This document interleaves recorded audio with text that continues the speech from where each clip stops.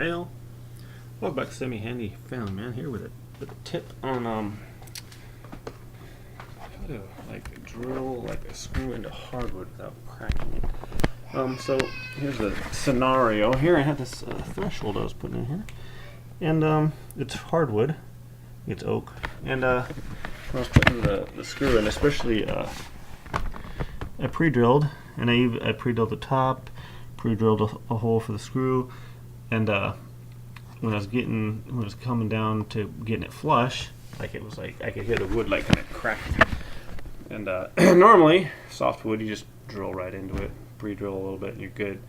This stuff, as the head of the screw was going in there a little bit, it was just like cracking. I could hear it cracking. So I drilled a bigger circumference than the head of the screw there, and then I drilled that like deeper than the top first part, and then I drilled a couple other places with even smaller diameter drill bits.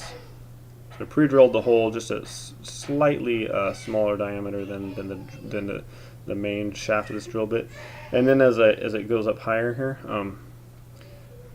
I drilled like 3 other pilot holes, to take care of this depth right here, because especially right next to the edge of the board there, it seemed like I had to pretty much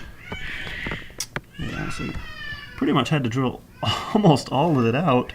It's still getting a good bit, and a good bite on it, it's still holding it really firm, but it was just like, wow, this stuff is cracking. So I had to really drill like quite a few pilot holes there, and to make it work, so where I could get the drill bit in there, or the screw in there flush, without it being sticking out the top or anything. So just a hint, just a tip there for, I hadn't really worked with hardwood like that before, and so just a tip there for working with that.